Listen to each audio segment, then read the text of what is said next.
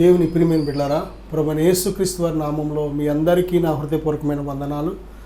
మరి ఆదరణ అనే ఈ కార్యక్రమం ద్వారా దేవుని వాక్యాన్ని వీక్షిస్తున్న మీకు ప్రత్యేకమైన దేవుని నామంలో శుభములు కలుగును గాక.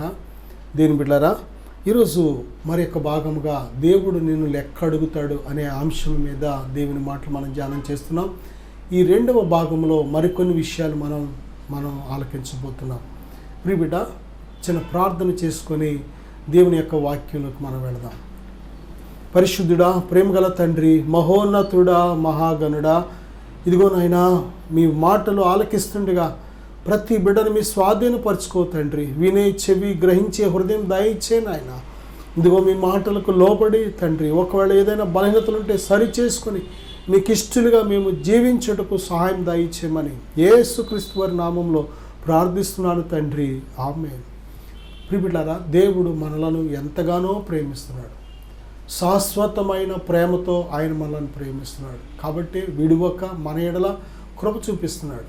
దేని బిడ్డలారా, అందుకే మనము నశించిపోవడం దేవునికి ఇష్టం లేక దేవుడు మనలను ఈ లోకంలో నేడు అనబడే సమయం ఉన్నప్పుడే సరిదిద్దడానికి మనల్ని గద్దిస్తూ ఉంటాడు. తండ్రి తాను ప్రేమించి కుమారుని ఏం చేస్తాడంటే గద్దిస్తాడు, శిక్షిస్తాడు, కొన్నిసార్లు శిక్షిస్తాడు కూడా. ఎందుకంటే మన క్షేమం కోసం. ఏ తల్లి తండ్రి అయితే వారి బిడ్డలను గద్దించరో, శిక్షించరో, వారు భ్రష్టులైపోతారు. నిజమే, నీ కుమారుడు ఏదైనా తప్పు పొరపాటు చేస్తే వాడిని శిక్షించడం మానుకోవద్దు. వాడిని శిక్షించకపోతే వాడి యొక్క ఆత్మ పాతాళానికి వెళ్ళిపోతుంది, నరకానికి వెళ్ళిపోతాడు. కాబట్టి దేని బిడ్డలారా, ఏ తండ్రి అయితే, ఏ తల్లి అయితే వారి బిడ్డలను నిజంగా యథార్థంగా ప్రేమిస్తారో వారు తప్పనిసరిగా ఆ బిడ్డలను శిక్షిస్తారు, శిక్షించాలి కూడా. శిక్షించకపోతే ఆ బిడ్డలు భ్రష్టులైపోతారు. దేని బిడ్డలారా, ప్రేమ వేరు, గారాబం వేరు. గారాబం మనుషులను భ్రష్టులుగా చేస్తుంది, ప్రేమ భక్తులుగా చేస్తుంది. వారి బిడ్డలను నిజంగా ప్రేమించే తల్లి తండ్రి అయితే ఏం చేస్తారు అంటే ఆ బిడ్డలను వారు మంచి మార్గంలో నడవడం కోసం, ఒకవేళ వాళ్ళు మరి ఏదైనా చెడు మార్గంలో వెళ్ళినట్లయితే తప్పనిసరిగా ఆ తల్లి తండ్రి వారిని గద్దిస్తారు లేక శిక్షిస్తారు. నిజంగా అందుకే చాలాసార్లు మన కుటుంబాల్లో కొన్నిసార్లు ఆ పిల్లలను శిక్షించినప్పుడు, గద్దించినప్పుడు గొడవగా ఉంటుంది, కానీ భయపడక్కర్లేదు. ఆ పిల్లలను తల్లి కానీ తండ్రి కానీ గద్దించినప్పుడు, శిక్షించినప్పుడు మిగిలిన వాళ్ళు అడ్డెళ్ళకూడదు. అడ్డు వెళ్ళి వాడిని రక్షించడానికి లేక వారిని ఏమీ అనకుండా, గద్దించకుండా అడ్డుపడకూడదు. ఎందుకంటే దేని బిడ్డలారా, అది రేపొద్దున మళ్ళీ ఇంకొక సమస్యకు దారితీస్తూ ఉంటుంది. నాకు మా అమ్మ ఉందలే పర్లేదు, మా నాన్న ఉన్నాళ్ళే పర్లేదు, మా అమ్మను అడ్డు పెట్టుకొని నేను ఈ విధంగా జీవించవచ్చు, లేక మా నాన్నను అడ్డు పెట్టుకుని ఈ విధంగా జీవించవచ్చు అనే అటువంటి స్వభావం వారిలో ఏర్పడుతూ ఉంటుంది. కాబట్టి దేని బిడ్డలారా, బిడ్డలు గొప్పవారు అవ్వాలంటే తల్లి తండ్రి వారిని చిన్న వయసు నుంచి దేవుని యొక్క భయంలో, భక్తిలో, శిక్షలో పెంచాలని దేవుడే చెప్తున్నాడు. కాబట్టి అలాగే మన పరలోకపు తండ్రి కూడా, తండ్రి తాను ప్రేమించు కుమారుని శిక్షించు రీతిగా, గద్దించు రీతిగా మన పరలోకపు తండ్రి కూడా మనల్ని ఏం చేస్తాడంటే గద్దిస్తూ ఉంటాడు. దేవుని ఆత్మ మనలో బలహీనతలు తెలుసు కనుక ఆయన చూస్తున్నాడు కనుక మన హృదయాన్ని, మన అంతరంగాన్ని, మన యొక్క సమస్తాన్ని, మన ముందు మన వెనుక సమస్తం కూడా ఆయనకు తెలుసు కనుక మనం చెడిపోకుండా, పడిపోకుండా, మనం నష్టపోకుండా ఉండినట్లు ఏం చేస్తాడంటే మనల్ని గద్దిస్తూ ఉంటాడు.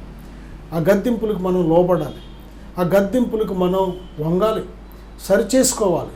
దేని బిడ్డలారా, ఇక్కడ మనం చూసినట్లయితే తిమోతి మొదటి పత్రిక 5వ అధ్యాయం 24వ వచనంలో మన పాపములను గురించి దేవుడు లెక్కడుగుతాడు. ఈరోజు మనుషులకు వైరస్ కంటే, బ్యాక్టీరియా కంటే భయంకరమైన వ్యాధిగా పట్టేసింది హృదయాన్ని. ఏంటో తెలుసా? పాపము. కరోనా వైరస్ లంగ్స్ని పట్టేదంతే. కొన్ని రకాల వైరస్లు బ్లడ్లో ఉంటాయి, కొన్ని రకాల వైరస్లో చర్మంలో ఉంటాయి, కొన్ని రకాల వైరస్లో ఎముకలు పట్టుకుంటాయి, కొన్ని రకాల వైరస్లో నరాలు పట్టుకుంటాయి. దేని బిడ్డలారా, కానీ ఈ పాపం అనే వైరస్ శరీరం మీద ఎక్కడా ఉండలేదు, అది రక్తంలో ఉండలేదు, అది చర్మంలో ఉండలేదు, అది కేవలము ఎక్కడ పట్టుకుంటుంది అంటే హృదయాన్ని పట్టుకుంటుంది. ఏ మనుషుడైతే పాపం చేస్తాడో పాపము వలన వచ్చు జీతం మరణం. ఆత్మను పూర్తిగా నాశనం చేసేస్తుంది పాపమైన వైరస్. ఆత్మ నశించిపోతుంది. ఆత్మ అనే దీపాన్ని వెంటనే ఆర్పేస్తుంది.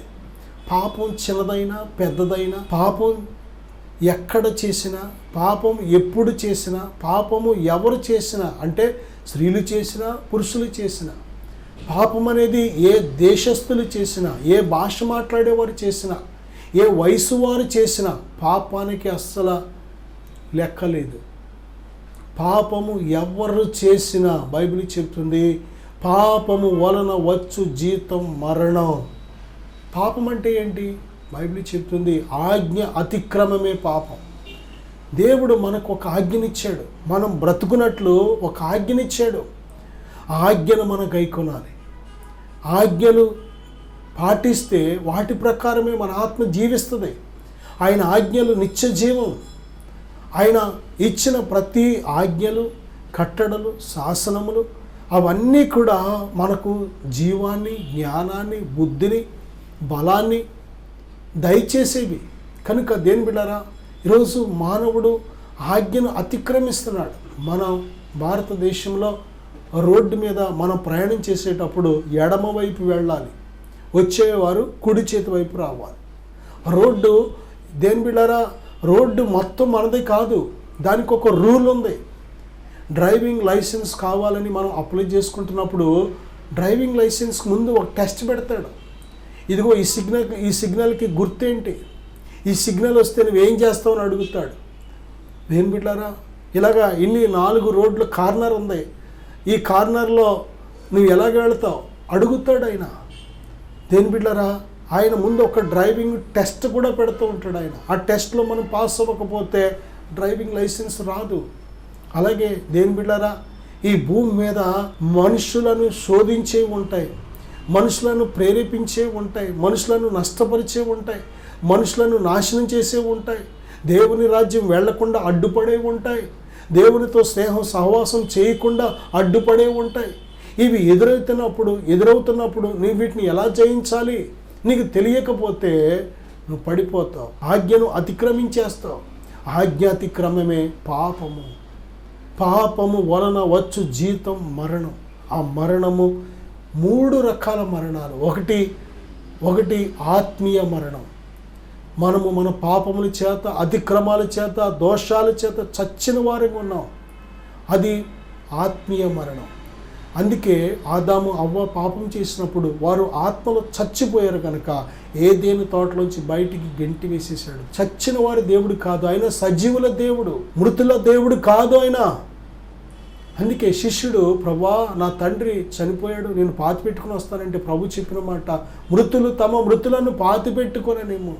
ఆ చచ్చిపోయిన శవాన్ని ఎవరు పాతి పెట్టుకుంటారో, బ్రతికున్నారనే మాట, కానీ చచ్చిన వారు చాలామంది ఉన్నారు అక్కడ, వారు పాతి పెట్టుకుంటారు, నువ్వు వచ్చి నన్ను వెంబడించి అన్నారు ప్రభు. దేని బిడ్డలారా, ఆత్మీయంగా చనిపోతాం. మొదటి మరణం. రెండో మరణం శారీరక మరణం. 70 బ్రతికినా 80 బ్రతికినా ఎన్ని సంవత్సరాలు బ్రతికినా సరే ఏదో ఒకరోజు ఈ శరీరం మన్నైనది వెనుకటి వల్లే మంటికి వెళ్ళిపోవాలి, మన్నైనది వెనుకటి వల్లే మళ్ళీ మట్టికి వెళ్ళిపోవాలి.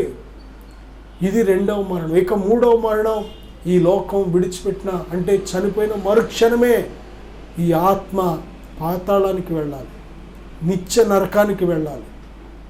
అక్కడ అగ్ని ఆరదు, పురుగు చావదు. ఆ పాతాళం, అగ్ని అనేది, ఆ నరకం అనేది మన కోసం దేవుడు సిద్ధపరచలేదు, అపవాదికి వాడి దూతల కోసం సిద్ధపరిచాడు. కానీ ఎప్పుడైతే అపవాది స్వభావం మనం కూడా కలిగి ఉండి పాపం చేస్తామో, పాపము చేయడం, పాపం చేయించడం సాతాను స్వభావం కనుక వాడికి వచ్చిన శిక్ష మనకు కూడా తీర్పు. దేవుడు అన్యాయస్తుడు కాదు, పక్షపాతి కాదు, ఆయన న్యాయవంతుడు, యథార్థవంతుడు. వాడి కోసం, వాడు చేసిన పాపాన్ని బట్టి నరకాన్ని వాడి కోసం చేస్తే, వాడు ప్రేరేపణకు లోబడి ఈరోజు మనము కూడా పాపం చేసినట్లయితే మనకు కూడా అదే గతి, అదే శిక్ష. ఆ శిక్ష నుండి తప్పించడానికే 2026 సంవత్సరాల క్రితం దేవుడు తన కుమారుని లోకానికి పంపించి మనము చేసిన పాపములకు మనం పొందవలసిన శిక్ష ఆ కుమారుడైన ప్రభువైన యేసుక్రీస్తు అనే గొర్రెపిల్ల మీద మోపి మన పాపములకు ప్రాయశ్చిత్తం దయచేస్తున్నాడు దేవుడు. నా సహోదరుడా, అందుకే యేసుక్రీస్తు ప్రభునందు ఉన్నవానికి ఏ శిక్షా విధి లేదు. వాడు మరణములో నుండి జీవములోనికి దాటి ఉన్నాడు, తీర్పులో నుండి జీవములోనికి దాటి ఉన్నాడు, పాతాళంలో నుంచి పరదైశలోకి దాటి ఉన్నాడు, నరకములో నుంచి పరలోకంలోనికి దాటి ఉన్నాడు. ప్రభుని యేసుక్రీస్తునందు విశ్వాసం ఉంచితే చీకటనే సాతాను అధికారము నుండి దేవుని రాజ్య సంబంధిగా నువ్వు మార్చబడుతుంది. ప్రియబిడ్డలారా, పాపము ఈరోజు మనుషులను నిలువున నాశనం చేస్తుంది. ఇది పాపమని తెలిసి కూడా, పాపం వల్ల నష్టాలు, ఇన్ని నష్టాలు అని తెలిసి కూడా మానవుడు పాపం చేస్తాడు. మానవుడు తెలియక చేయట్లేదు పాపం, అన్నీ తెలిసి చేస్తున్నాడు. మీరు చూడండి, ఒక త్రాగుబోతుని అడగండి, అయ్యా నువ్వు త్రాగుతున్నావు, నీ ఆరోగ్యం పాడైపోతుంది, ఈ దేహం దేవుని దేవాలయం, ఈ దేవుడిచ్చిన ఆరోగ్యాన్ని, ఈ దేహాన్ని పాడు చేస్తే రేపొద్దున దేవుడు నిన్ను ఎక్కడుగుతాడు, రేపొద్దున నీ క్రియలను బట్టి నీకు తీర్పు తీరుస్తాడంటే వాడు ఏమంటాడో తెలుసు, నాకు అన్నీ తెలుసు, నువ్వు చెప్పక్కర్లేదు, నాకు అన్నీ తెలుసు, అక్కడ నేను దేవుడితో చెప్పుకుంటానులే, అక్కడ దేవుడిని అడుగుతానులే. నేను చాలా మూర్ఖంగా మాట్లాడే గుంపు ఇది. వ్యభిచారం ఇలా చేస్తే తప్పు కదమ్మా, ఇలా చేస్తే తప్పు కదయ్యా అంటే నాకు తెలుసు, నువ్వు చెప్పక్కర్లేదు. దేని బిడ్డారా, లోబడే దేవుడు నీకు సమీపంగా ఉన్నప్పుడే నీ అవిధేయత జీవితాన్ని ఒప్పుకో. దేవుడు నిన్ను శాశ్వతమైన ప్రేమతో ప్రేమిస్తున్నాడు. నువ్వు నశించిపోవడం దేవునికి ఇష్టం లేదు. ఆయన తన 2 చేతులు చాపి నీ వైపు చూస్తున్నాడు. ఆయన తన అద్వితీయ కుమారుడైన మన ప్రభుని యేసుక్రీస్తును సిలువ మీద మన పాపముల నిమిత్తం అప్పగించి దేని బిడ్డ మనను ఎంతగా ప్రేమిస్తున్నాడో తన ప్రేమను వెల్లడిపరుస్తున్నాడు. నీవు ఆ పరలోకపు తండ్రికి దూరంగా ఇష్టం లేదు. అందుకే ఆ పరలోకపు తండ్రితో సమాధానపరచడానికి యేసుక్రీస్తు అనే గొర్రె పిల్ల నీ పాపముల కోసం సిలువ మీద ప్రాయశ్చిత్తం చేశారు. యేసునందు విశ్వాసం ఉంచు, నీ ఇంటి వారు నీవు రక్షించబడతావు. నీ హృదయంలో విశ్వసించి నీ నోటితో ఒప్పుకుంటే నువ్వు రక్షించబడుతున్నావు. ఆయన నమ్మదగిన దేవుడు కనుక మన పాపములను కడిగి పరిశుద్ధపరిచి మనలను పరలోకపు తండ్రితో సమాధానపరుస్తున్నాడు. ఆయన సమీపంగా ఉన్నప్పుడే, ఆయన నీతో మాట్లాడుతున్నప్పుడే, దేని బిడ్డ ఆయన నీకు దరిలో ఉన్నప్పుడే ఆయన చేయి పట్టుకో. ఎన్నో సంవత్సరాల నుంచి భక్తిహీనతలో సాగుతున్నావా? ఎన్నో సంవత్సరాల నుంచి నీ దృష్టికి ఇష్టం వచ్చినట్లు నీ కోరిక చొప్పున బ్రతుకుతున్నావా? వద్దు ఆ జీవితం. నీ దేహాన్ని పాడు చేసే ఆ పాపపు జీవితం వద్దు. ఇక్కడి నుంచి అయినా దేవుని కోసం బ్రతకడానికి ఒక తీర్మానం తీసుకో.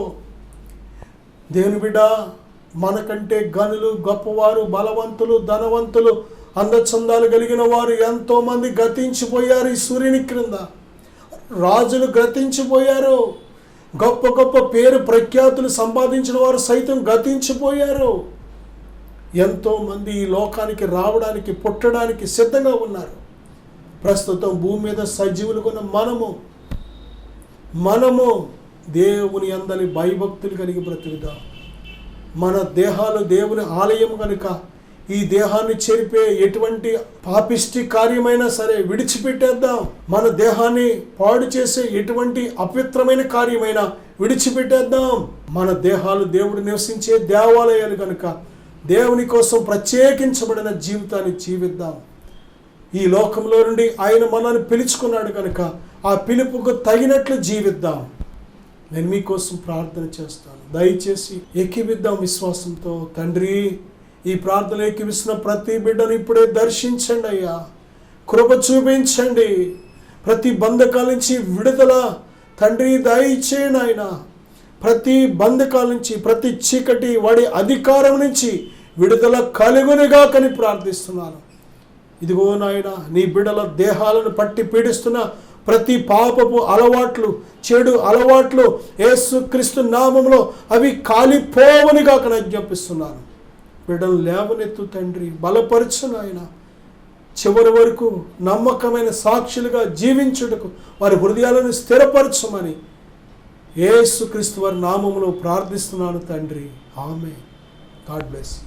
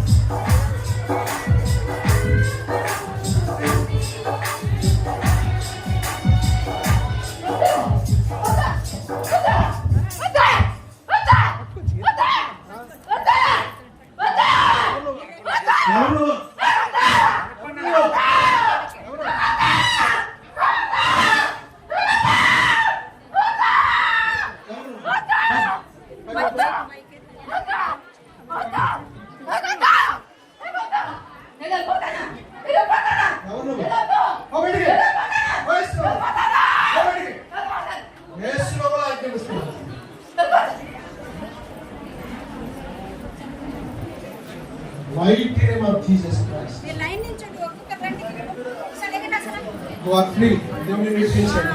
చెప్పలు కొడతాం.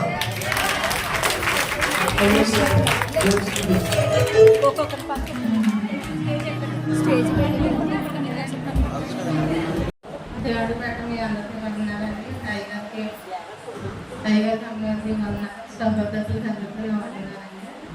3 వారాల క్రితం శుక్రవారం నాడు నేను అయితే సంవత్సరం బట్టి చాలా ఆదాయంతో బాధలతో ఎన్నో హాస్పిటల్ తిరిగాను, ఎన్నో ఇది చేసాను. కానీ నాలో ఉన్న ఆరోగ్యం అయితే మరి ఇది అవ్వలేదు. అయితే డాక్టర్లు అయితే నువ్వు ఏ పని సెట్ తీయలేదమ్మా, నువ్వు ఎంతసేపు రెస్ట్గానే ఉండాలి అని చెప్పారు. ఏం చేద్దాను, నేనైతే ఇలా బతకాలో నాకైతే తెలియదు, నేను దిక్కు చేస్తాను, నువ్వే దిక్కు నాకు ఇంకెవరైతే అనేసి నేను దేవుడు ప్రార్థించి 3 వారాల క్రితం అండి శుక్రవారం వచ్చాను. వచ్చిన తర్వాత దైవంలో నాకు ప్రార్థన చేసి తైలం కోసమే తెలుసండి. తర్వాత ఏమైందో నాకు తెలియదు అసలు. పోసిన తర్వాత నాకైతే దేవుడు చదువు ఇప్పుడు మట్టుగా నాకు చాలా బాగుందండి, ఆరోగ్యం చాలా బాగుంది.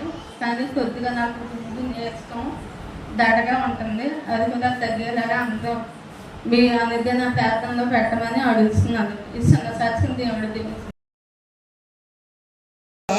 దయచేసి ఇద్దరు ఆడవాళ్ళు ఉండండి, ఇద్దరు మగవాళ్ళు ఉండండి, కట్టుకునే వాళ్ళు అంతే. Thank you Jesus.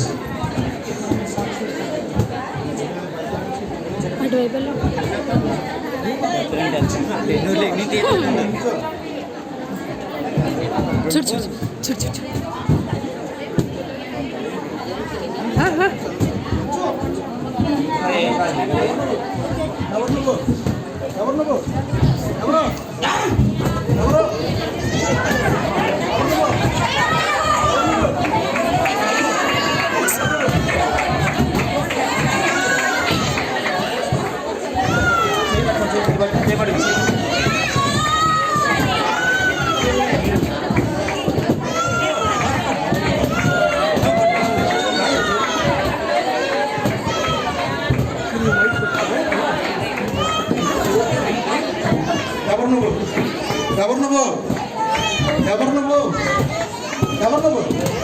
ఎవరు నువ్వు ఎక్కడి చేసావు? ఎవరు నువ్వు చెప్పు. ఎవరు నువ్వు? ఎవరు నువ్వు? ఎవరు నువ్వు? ఎవరు నువ్వు? ఎవరు నువ్వు? ఎవరు నువ్వు? ఎవరు నువ్వు? ఎవరు నువ్వు? ఎవరు నువ్వు? ఎవరు నువ్వు? ఎవరు?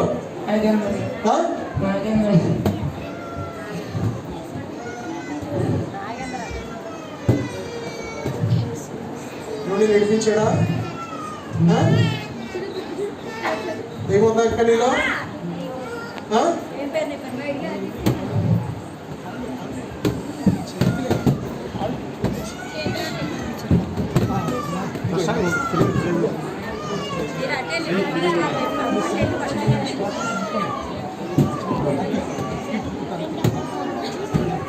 ఎవరు నువ్వు? ఎవరు నువ్వు? ఎవరు నువ్వు? ఎవరు నువ్వు? ఎవరు నువ్వు? దెయ్యాను బా అక్కడి నుంచి వచ్చావు. ఎవరు నువ్వు? ఎవరు నువ్వు? ఎవరు నువ్వు? ఎవరు నువ్వు? ఎక్కడి నుంచి వచ్చావు? ఎక్కడి నుంచి వచ్చావు? ఎక్కడి నుంచి వచ్చావు? ఎక్కడి నుంచి వచ్చావు? ఎక్కడి నుంచి వచ్చావు? ఎక్కడి నుంచి వచ్చావు? ఎక్కడి నుంచి వచ్చావు? బయటికి అయిపోయింది నీ సమయం. యేసుక్రీస్తు నామములో ఇప్పుడే బయటికి.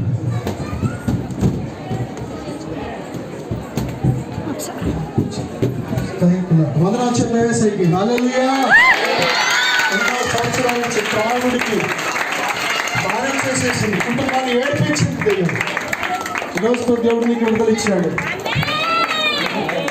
Thank you lord. వందనాలు చెప్పేసరికి వందనాలు చెప్పా. హల్లెలూయా హల్లెలూయా.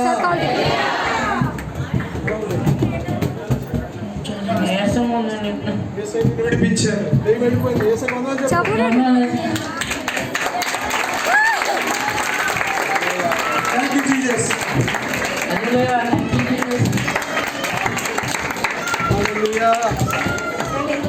హల్లెలూయా. నా పేరు నాగేంద్ర. మీరు ఏ ఊరు నుంచి వచ్చారండి? పెద్దపల్లి. మీ చర్చికి ఎప్పటి నుంచి వస్తున్నారు? 5 years నుంచి. 5 years నుంచి వస్తున్నారు. ఇప్పుడు మీకున్న సమస్య ఏంటి? నాకు ప్రింటింగ్ ఎక్కువ తీసుకోవాలి. దాని గురించి పాస్పోర్ట్ విడుదల ఇస్తారని చెప్పి వస్తున్నాను. ఏ సమస్య? రావడం సమస్య. మరి దైవజనుల దగ్గరికి వచ్చినప్పుడు ఈ సమస్యను ప్రార్థిస్తున్నప్పుడు దైవజనులు ఆ సమస్యను విశ్వసించి ప్రార్థించినప్పుడు మీకు ఎలా అనిపించింది? అసలు నేను అక్కడ దగ్గరికి వెళ్ళకపోయాను. కొండని మంటలు వచ్చేసి ఆయన దగ్గరికి వెళ్తుంటే ఆయనకి పారిపోయాను. ఆయన దగ్గరికి కూడా వెళ్ళకపోయాను అసలు. అప్పుడు నేను పక్కన వాళ్ళని పట్టుకుని ఫస్ట్ వాటర్ స్ప్రే చేయగానే ఏమేమి తెలియదు పడిపోయాను. అలా అంతా పట్టేసినట్టు అయిపోయి తర్వాత రిలీజ్ అయ్యింది. కిందకి వచ్చారు ఆ వాటర్ స్ప్రే చేసి. తర్వాత మీకు రిలీఫ్ అనిపించింది. ఇప్పుడు మీరు ఇతరులకు ఇచ్చే సాక్ష్యం ఏంటి? దేవుడు నమ్మదగిన దేవుడు, పరిశుద్ధమైన దేవుడు. నేను కూడా నమ్మాను. నాకు కొంచెం బాగుంది. మరి ఈ బ్రదర్ జీవితంలో అనేకమైన బంధకాలు, త్రాగుడనే బంధకం నుంచి ఎంతో మరి దేవునికి ఆయాసకరంగా జీవించాడు.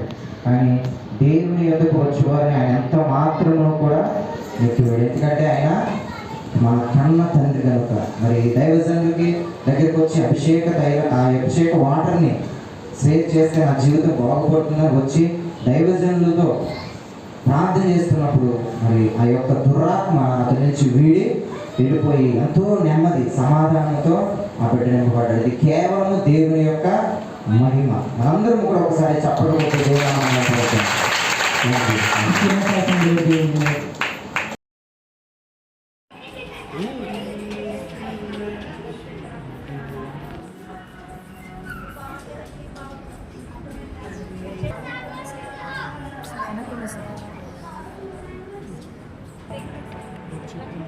తలగా చేయబోతుంది. నేను తలగా వాడుకోబోతుంది.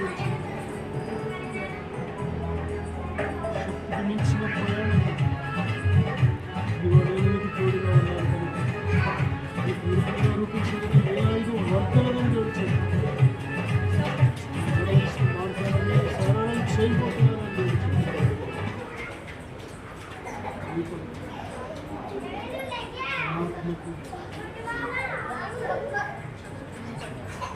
ఆత్మను మీద తోడుగా ఉంచి ఉన్నాను గడిచి, ఆత్మ మీద ఉంచి ఉన్నానని గడిచి, నేను మీద తండ్రిలో ఉన్నానని గడిచి. దేవునామానికి వందనాలు, సేవకులకు నా వందనాలు. నా పేరు వినయ్ కుమార్, మాది పెద్దతాడేపల్లి గ్రామము.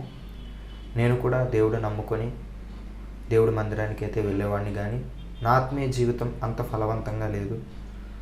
అనేకమైన బంధకాలతో నా ఆత్మీయ జీవితము ఉంటూ ఉండేది. అలాగే ఒకరోజు సేవకులు ఎనైటింగ్ వాటర్ ద్వారా ప్రార్థన చేస్తున్నారని నేను విన్నాను. ఆ ప్రార్థన చేయించుకున్న వారి జీవితంలో ఎన్నో గొప్ప కార్యాలు దేవుడు చేశారు. చాలామంది విడుదల లేని వారు విడుదల పొందుకున్నారు, స్వస్థత లేని వారు స్వస్థత పొందుకున్నారు. ఎప్పుడైతే ఆ సాక్ష్యాన్ని నేను విన్నానో నా జీవితంలో కూడా దేవునిలో బలంగా సాగాలని, దేవునిలో నడవడానికి, నేను కూడా దేవునిలో స్థిరముగా ఉండాలని చెప్పి ఒకరోజు సేవకుల యొద్దకు వెళ్ళి ప్రార్థన చేయించుకున్నాను. ఎప్పుడైతే సేవకుల ద్వారా ప్రార్థన చేస్తున్నప్పుడే దేవుడు నన్ను బలంగా తాకారు. వెంటనే నా హృదయం నుంచి ఏదో ఒక తెలియని బంధకం, ఏదో ఒక చీకటి నా నుంచి బయటికి వెళ్ళిపోవడం నేను గ్రహించాను. ఎప్పుడైతే అలా చీకటి బంధకం నా నుంచి వెళ్ళిపోయిందో నా హృదయం చాలా తేలికైంది. దేవుడు తన బలమైన ఆత్మతో నన్ను నింపి నన్ను స్థిరపరిచి తన ఆత్మతో నన్ను ముద్రించారు. ఆ రోజు నుంచి ఈ రోజు వరకు కూడా నా జీవితంలో దేవుడు ఎన్నో గొప్ప కార్యాలు చేశారు. అప్పటి నుంచి నా ఆత్మీయ జీవితంలో బలమైన ఆత్మీయ జీవితంలో నేను కొనసాగించగలుగుతున్నాను. దానికి కారణం ఆ రోజు సేవకుల ద్వారా నేను ప్రార్థన చేయించుకున్నప్పుడు దేవుడు సేవకుల్లో ఉండి సేవకుల ద్వారా తన ఆత్మతో నన్ను నింపి ఈరోజు ఇలా గొప్పగా ఉన్నతమైన స్థానంలో ఆత్మీయ స్థితిలో దేవుడు నన్ను నిలబెట్టారు. దేవుడు నా జీవితంలో చేసిన ఈ కార్యమును బట్టి దేవునికే సమస్త మహిమ, ఘనత, ప్రభావములు యుగయుగములు చెల్లునుగాక. సేవకులకు కూడా నా ప్రత్యేకమైన వందనాలు. Thank you. Praise the lord.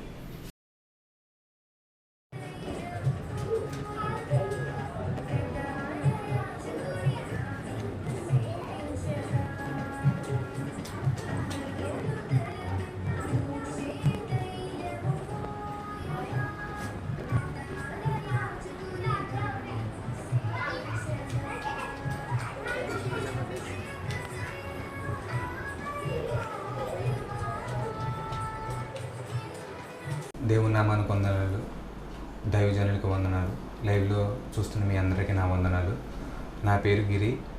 నేను తాడేపల్లిలో ఉంటాను. ఒక చిన్న జ్యువెలరీ షాప్లో వర్క్ చేస్తూ ఉంటాను. అసలు దేవుడు అంటే ఏంటో నాకు తెలియదు, ఏమీ తెలియదు. ఫస్ట్లో నా పాత జీవితం చాలా దారుణంగా ఉండేది. దేవుని యందు భయభక్తులు లేకుండా ఏమీ లేకుండా ఉండేవాడిని నేను. సిగరెట్లు కాల్చడం, మందు తాగడం, స్నేహితులతో బయటకు వెళ్ళడం, సినిమాలకు వెళ్ళడం, అలా ఉండేది నా జీవితం. అలాగే ఒకసారి మా సన్నిధిలోనే దైవజనులు ఎన్ఎన్టీ వాటర్ ప్రార్థన చేయడం ప్రారంభించారు. నేను అది విన్నాను. అక్కడ స్వస్థత జరుగుతుందంట అని నేను విన్నాను. ఆ రోజు నేను ఎన్ఎన్టీ వాటర్ ప్రార్థన చేసే రోజు నేను వెళ్ళిన రోజు నాకు ఇప్పటికీ ఇంకా నా మనసులో ఉంది. దేవుడు ఆయన ఆత్మతో నింపడం నేను ఇప్పటికీ గుర్తుంచుకున్నాను. అది మొదటిసారిగా నా జీవితంలో జరగడం వలన నేను ఇప్పటికీ నా మనసులో ఉండిపోయింది. దైవజనులు అలా చెయ్యి మీద పెట్టి ప్రార్థన చేస్తున్నప్పుడు నేను కళ్ళు మూసుకున్నాను. ఇది నా మొదట దేవుడు నన్ను తాకిన స్థితి ఇప్పటికీ నా మనసులో ఉంది. ఆయన చెయ్యి పెట్టి ప్రార్థించినప్పుడు దేవుడు ఆయన ఆత్మతో నింపాడు. అది మీకు చెప్పడానికి ఎలా అంటే నడినెత్తి నుంచి అరికాలు వరకు మనకి